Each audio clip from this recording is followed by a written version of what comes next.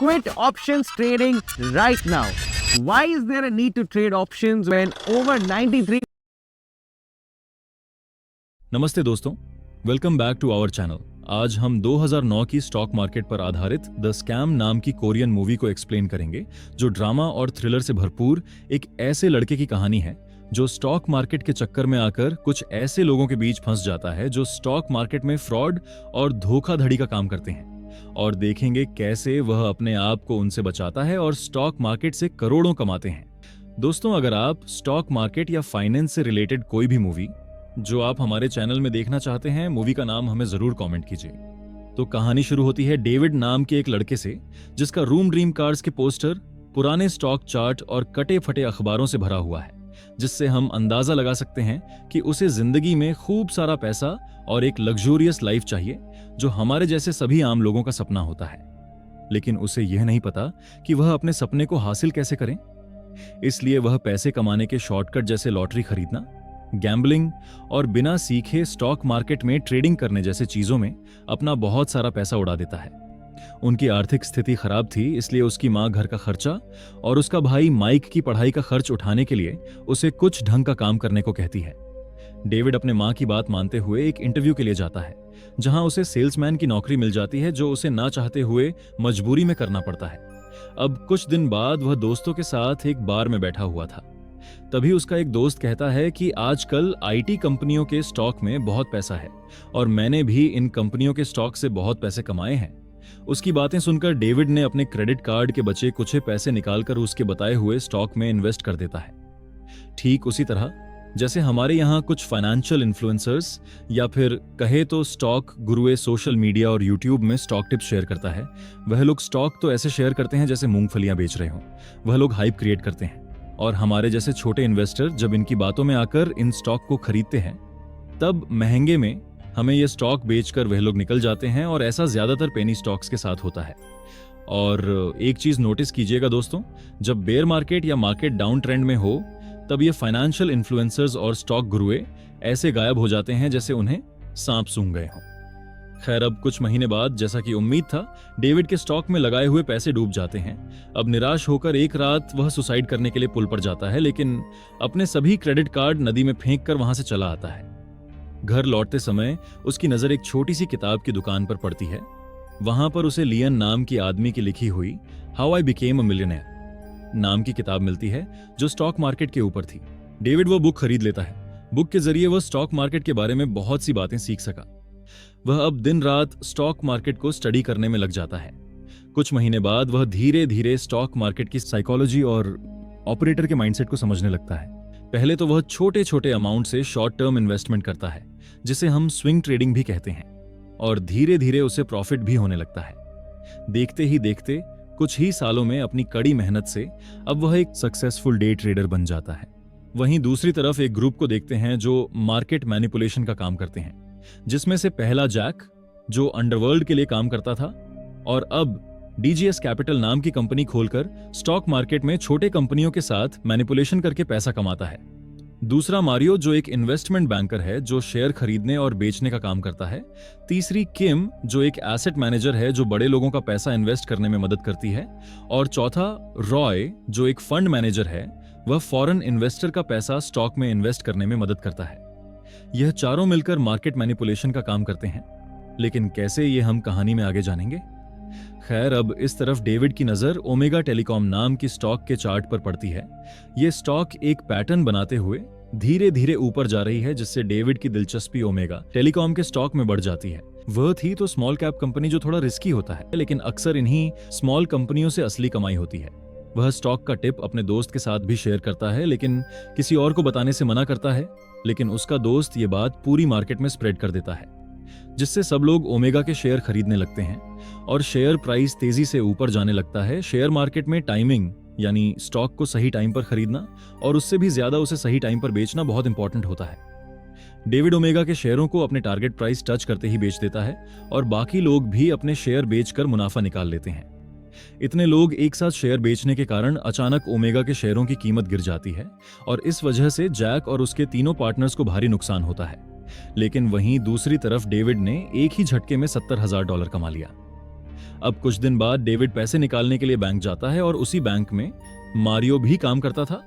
वह मारियो के काउंटर में जाकर उसके कमाए हुए पूरे $70,000 निकालने को कहता है, क्योंकि उसने आज तक इतने सारे पैसे एक साथ कभी नहीं देखा था।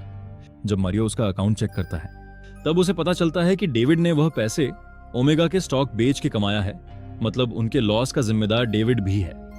उसके बाद डेविड उन पैसों में से $5,000 लेकर वहां से चला जाता है। उसके जाते ही मारियो तुरंत यह बात जैक को बताता है। जैक अपने आदमियों से कहकर डेविड को उठवा लेता है और जैक उससे पूछते हैं कि उसे ओमेगा की टिप किसने दी। तब डेविड उससे कहता है कि उसने चार्ट को स्टडी करने के बाद उस स्टॉक पर पैसे लगाए थे। फिर जैक उसे एक्सप्लेन करने के लिए कहता है। तब डेविड उसे बताता है कि कुछ महीने पहले ओमेगा की स्टॉक जब अक्यूमुलेशन फेज या कहे तो साइडवेज थी, तब वॉल्यूम लगातार बढ़ रही थी। ऐसा तब होता है जब बड़े इन्वेस्टर और इंस्टीट्यूशंस भारी मात्रा में शेयर खरीदते हैं और 3 हफ्तों तक उस शेयर को एक निश्चित प्राइस में खरीदा जा रहा था। जैसे ही ओमेगा की शेयर की कीमत पहले हफ्ते में बढ़ी, उसने उसे खरीदा और अपने टारगेट प्राइस तक पहुंचते ही उसे बेच दिया। ये सारी बातें वह उस बुक से सीखा था जो उसने उस दुकान से खरीदा था। जैक समझ जाता है कि लड़का बहुत टैलेंटेड है। अब वह डेविड के टैलेंट को परखना चाहता था, क्योंकि उसे शक था कि शायद डेविड इस बार लकी था, इस वजह से वो प्रॉफिट कमा पाया। तो अब जैक डेविड से कहता है कि मेरी कंपनी की अकाउंट से शेयर में ट्रेड करके एक दिन में 20% प्रॉफिट कमा के दिखाओ, नहीं तो यहां से जिंदा वापस नहीं जा पाओगे। 20% प्रॉफिट एक दिन में कमाना आसान बात नहीं है, मगर डेविड डर के मारे जैक की कंपनी का अकाउंट से ट्रेडिंग शुरू करता है और मार्केट खत्म होने के पहले बड़ी मेहनत से किसी तरह 20% प्रॉफिट कमा के दिखाता है। Equentis, India's stock advisor. No stock tips, no schemes to double your money overnight. प्रतिशत प्रॉफिट कमा के दिखाता है। अब डेविड की इस डे ट्रेडिंग स्किल से जैक इंप्रेस होता है और उसे अपने ग्रुप में शामिल करने का फैसला करता है। फिर जैक डेविड को अपने बाकी पार्टनर से मिलवाता है और कहता है कि उनके अगले प्रोजेक्ट के लिए उसने डेविड को उनके ग्रुप में शामिल किया है। लेकिन इस बात से मारियो बिल्कुल खुश नहीं था। फिर जैक कहता है उसने वोंग नाम के एक आदमी को बुलाया है जो डॉसन कंस्ट्रक्शन कंपनी का मालिक है और अगले स्कैम में वो हमारा साथ देगा। डॉसन कंपनी डूबने की कगार पे है तो उसके शेयर की प्राइस बॉटम पे है। तब वोंग कहता है कि हाइकू नाम का उसका एक दोस्त जो एक एनवायरमेंटल साइंटिस्ट है, उसने काफी रिसर्च के बाद एक ऐसी सिस्टम डेवलप की है जिसमें गंदे नाले के पानी को भी फिल्टर करके पीने लायक साफ बना सकते हैं। और यही नहीं बल्कि वह सिस्टम उस पानी के सभी बैक्टीरिया को भी मार देता है। हाइकू अपने रिसर्च को मैन्युफैक्चरिंग में लाने के लिए इन्वेस्टर ढूंढ रहा है, तो अब उनका प्लान यह है कि वोंग की कंपनी उसके प्रोजेक्ट में इन्वेस्ट करेंगी, मीडिया और मार्केट में इसकी हाइप क्रिएट करेंगे जिससे डॉसन के शेयर्स की प्राइस बढ़ेगी। तब ऊपर में अपने शेयर्स बेचकर निकल जाएंगे और बाद में कंपनी भी बंद कर देंगे। डेविड पूछता है कि मगर इसके लिए बड़ी इन्वेस्टमेंट की जरूरत होगी, वह आखिर लाएगा कौन? तो ये काम करेगी किम, जिसके पास बड़े इन्वेस्टर्स की कोई कमी नहीं, और किम की सबसे बड़े इन्वेस्टर है लियान। वह एक बिलियनियर है और किसी भी इन्वेस्टमेंट कंपनी से ज्यादा पैसे उसके पास है। किम कहती है कि उसके पास कुछ बिजनेसमैन का पैसा भी है जो डॉसन की स्कैम में इस्तेमाल कर सकते हैं। खैर, अब अगले दिन सुबह जब डेविड नींद से जागता है तो वो एक अनजान कमरे में अपने आप को पाता है। तब वहीं पर मौजूद मारियो उसे कहता है कि अगले कुछ महीने तक उसे वहीं पर रहना है और आज से धीरे धीरे डॉसन के शेयर खरीदने हैं और जब कहा जाए उन्हें बेचना है। मतलब अब डेविड कुछ महीने के लिए वहां पर कैद है और वह भाग न जाए, इसलिए यूगस नाम के आदमी को उसकी निगरानी के लिए रखता है। दूसरी तरफ जैक और मारियो बेनी नाम के एक आदमी से मिलता है जो एक बहुत ही पॉपुलर टीवी शो का स्टॉक एनालिस्ट है। वह डॉसन के स्टॉक टिप टीवी शो के दौरान लोगों के साथ शेयर करेगा और आम इन्वेस्टर उसके बातों में आकर डॉसन का शेयर खरीदेंगे। उधर सेनेटर अपना ब्लैक का पैसा स्टॉक में इन्वेस्ट करना चाहता है, तो किम फैसला करती है कि वो सेनेटर का पैसा पहले बॉन्ड्स में कन्वर्ट करेगी, फिर बॉन्ड्स को किसी अनजान अकाउंट में ट्रांसफर करेगी जहां से उन पैसों को डॉसन के शेयर खरीदने में इस्तेमाल कर सकेंगे। इससे उसे भी कमीशन मिलेगा और सेनेटर का ब्लैक मनी व्हाइट हो जाएगा। अब मारियो प्लान बनाता है कि जब तक डॉसन का हेकू के साथ प्रोजेक्ट पब्लिक नहीं किया जाता तब तक डॉसन के काफी मात्रा में शेयर खरीदे जाएं। फिर जब उन शेयर्स की प्राइस $10 से $50 तक हो जाएगी, उन्हें बेच देंगे। तब डेविड उनसे कहता है कि डॉसन के शेयर की प्राइस स्टेबल है, तो अगर ज्यादा प्रॉफिट कमाना है तो पहले डॉसन के कुछ शेयर बेचो जिससे उनकी प्राइस में मूवमेंट होगी, जिससे छोटे शेयर होल्डर्स पैनिक में शेयर बेचेंगे, फिर शेयर की प्राइस और कम होगी, तभी सस्ते भाव में उन्हीं शेयर को फिर से खरीदो। जैक को डेविड का आइडिया पसंद आता है, तो अब डेविड डॉसन के 2 लाख शेयर बेचता है जिससे डॉसन के शेयर की प्राइस धड़ाम से नीचे गिरती है। उस गिरी हुई प्राइस पे डेविड फिर से 5 लाख शेयर्स खरीदता है। अब दूसरी तरफ ये बात स्टॉक एक्सचेंज ब्यूरो की नजर में पड़ती है। उनका एक इन्वेस्टिगेशन ऑफिसर अपने बॉस से ये बात कहता है कि जो कंपनी कल तक डूबी हुई थी उसके शेयर्स की प्राइस और खरीदारी दिन ब दिन बढ़ रही है। शायद कोई शेयर्स में मैनिपुलेशन कर रहा है, लेकिन उसका बॉस उसकी यह बात नजरअंदाज कर देता है। फिर एक दिन वोंग डेविड को लेकर हाइकू से मिलने जाता है। हाइकू अपने रिसर्च को लेकर बहुत एक्साइटेड था क्योंकि जल्द उसके रिसर्च किया हुआ प्रोडक्ट अब कमर्शियली मैन्युफैक्चर होगा। उस बेचारे को तो पता ही नहीं कि वह लोग उसे इस्तेमाल कर रहे हैं। डेविड को उस पर दया आती है। वह हाइकू से उसके प्रोजेक्ट रिपोर्ट की एक कॉपी ले लेता है।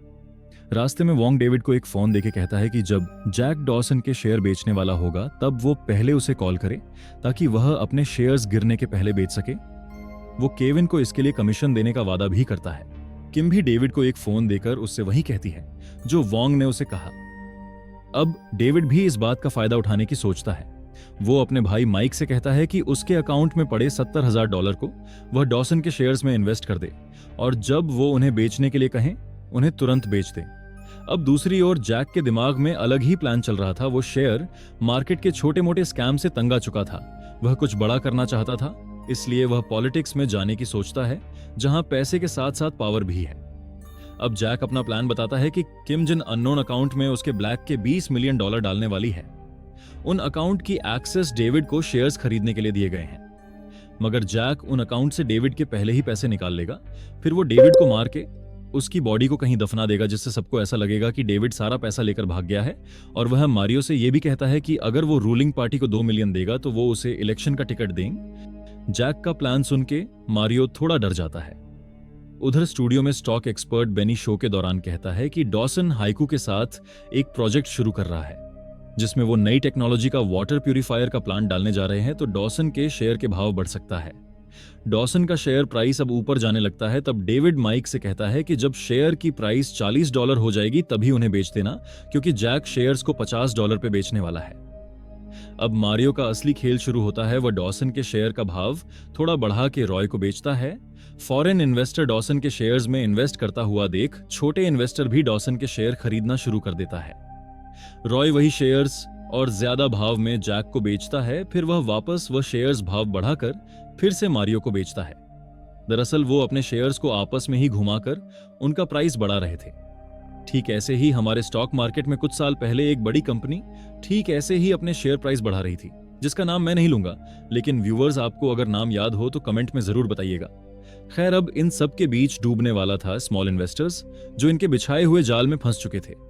यह सब देखकर डेविड को बहुत गुस्सा आता है, क्योंकि इस स्कैम से बहुत सारे स्मॉल इन्वेस्टर्स बर्बाद होने वाले थे। इसलिए मैं हमेशा कहता हूं, अपने रिसर्च और एनालिसिस के बेस पर ही स्टॉक में इन्वेस्ट या ट्रेड करें, ना कि किसी फाइनेंशियल इन्फ्लुएंसर या स्टॉक बाबा के टिप के चक्कर में आकर आंख बंद करके अपना पैसा स्टॉक मार्केट में लगाएं। अब डेविड फैसला करता है कि अगले ही दिन वो माइक को शेयर्स बेचने के लिए कहेगा। दूसरी तरफ जैक सब शेयर्स बेच के डेविड को मारने का फैसला करता है। अगले दिन जैक के आदमी डेविड को मारने आते हैं। वह समझ जाता है कि अब उन्हें उसकी जरूरत नहीं, मगर भागने से पहले वो वोंग और किम को मैसेज करके बताता है कि वह लोग अपने शेयर बेच दें। डॉसन के शेयर की प्राइस $40 चल रही है और बेचने का प्लान तो $50 पे था। किम फौरन डॉसन में इन्वेस्ट किया जाने वाला $20 मिलियन रोक देती है, क्योंकि उसे लगता है जैक $40 में शेयर बेच के उसके साथ चाल चल रहा है। ये देखो, ये एक वेरीफाइड P&L स्टेटमेंट है मेरे एक स्टूडेंट का। ओह वाओ, $40 में शेयर बेच के उसके साथ चाल चल रहा है। इधर जैक के आदमी डेविड को पकड़ लेता है।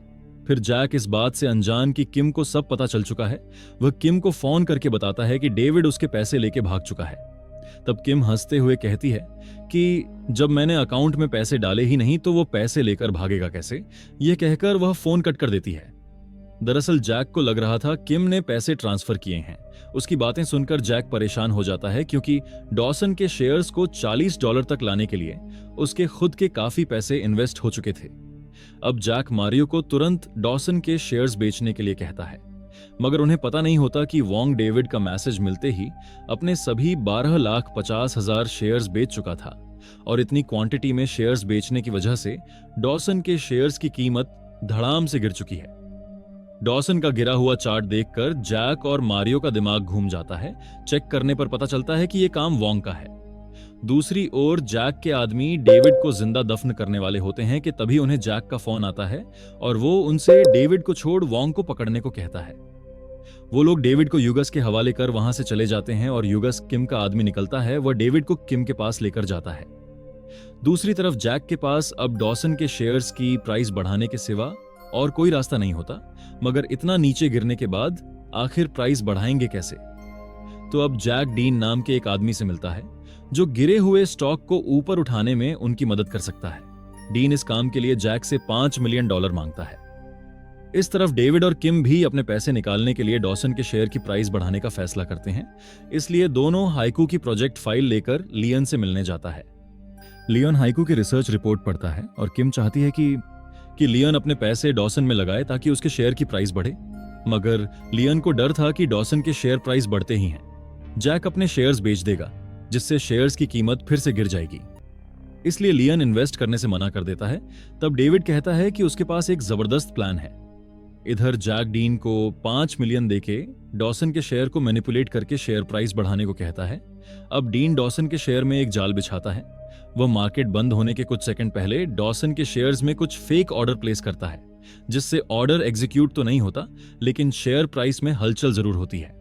अब दूसरी तरफ डेविड अपना प्लान समझाते हुए कहता है कि हाइकू के प्रोजेक्ट में सचमुच दम है तो उसे सही में इस्तेमाल किया जा सकता है, और किम को हाइकू की प्रोजेक्ट को सेनेटर के जरिए गवर्नमेंट का अप्रूवल दिलवाने को कहता है, जिससे पब्लिक में हाइकू की प्रोजेक्ट का हाइप क्रिएट होगा। और क्योंकि उसका डॉसन के साथ जॉइंट वेंचर है तो इसलिए डॉसन के शेयर्स का भाव फिर से बढ़ेंगे। अब किम डेविड के कहे अनुसार हाइकू का रिपोर्ट सेनेटर के सामने रखती है और सीनेटर को प्रोजेक्ट पसंद आता है। अब ये इनसाइड इंफॉर्मेशन डीन को पता चलता है कि गवर्नमेंट हाइकू को उसके वाटर प्यूरिफायर प्रोजेक्ट के अप्रूवल के साथ साथ उसे साइंस टेक्नोलॉजी अवार्ड से सम्मानित भी करने वाली है। अब डॉसन के शेयर की प्राइस बढ़ने लगता है। डीन उसे बेचने जाता है तो मारियो उसे रोकता है क्योंकि जैक और मारियो फिर से लालच में आ जाता है। तब डीन कहता है कि हमने तय किया था कि शेयर प्राइस इस लेवल तक आने के बाद हम उन्हें बेच देंगे, अगर तुम बेचना नहीं चाहते तो तुम्हारी मर्जी। यह कहकर डीन वहां से जाने लगता है। तभी जैक उससे कहता है कि शेयर्स की प्राइस बढ़ाने में तुम्हारा कोई हाथ नहीं, तो अब मेरे 5 मिलियन वापस करो। डीन मना करता है तो जैक का आदमी उसे मार देता है। जैक और मारियो पैसे की लालच में आकर मिलियंस के प्रॉफिट होते हुए भी शेयर्स नहीं बेचता। फिर उन्हें पता चलता है कि डॉसन के शेयर की प्राइस बढ़ाने में लियन का हाथ है। अगर उसने सब शेयर्स बेचे तो डॉसन के शेयर्स फिर से बॉटम पर आ जाएगा। यह सुनते ही दोनों अपने शेयर्स फटाफट बेचना चाहा, लेकिन अब मार्केट बंद हो चुका था, जिससे जैक हाथ आए पैसों को जाते हुए देख बहुत गुस्सा हो जाता है। जैक समझ जाता है कि किम मेसन की एजेंट है तो उसको किसी भी हालत में कल सुबह शेयर बेचने से रोकना होगा। जैक के आदमी डीन की लाश को जैक की कार की डिक्की में डाल देते हैं और वही कार लेके वह किम के ऑफिस जाता है उसे रोकने के लिए, मगर वहां किम नहीं बल्कि डेविड था। किम तो एक कैफे में बैठ के मार्केट खुलने का इंतजार कर रही होती है। तभी वहां पुलिस पहुंच जाते हैं जो जैक और मारियो को स्टॉक मैनिपुलेशन और स्कैम के आरोप में अरेस्ट करते हैं। दरअसल किम ने ही उन दोनों के बारे में पुलिस को टिप दी थी। ऊपर से जैक की कार में डीन की डेड बॉडी मिलती है। अब उसकी तो लंबी लगने वाली है। हाइकू को उसके रिसर्च के लिए अवार्ड मिलता है। लियन डॉसन कंपनी को खरीद के उसे लियन बायोटेक में बदलता है और हाइकू के साथ प्रोजेक्ट जारी रखता है। डेविड अब लियन बायोटेक में बोर्ड ऑफ डायरेक्टर्स का एक मेंबर है और अब वह डे ट्रेडिंग छोड़ एक इन्वेस्टर के रूप में अपना स्टॉक मार्केट का सफर जारी रखता है। इसी के साथ हमारी आज की कहानी यहीं पर खत्म होती है। जुड़े रहने के लिए धन्यवाद। अगर आपको वीडियो अच्छी लगी हो तो लाइक, शेयर और नए हैं तो सब्सक्राइब करना ना भूलें। मिलते हैं अगली बार और एक रोमांचक कहानी के साथ।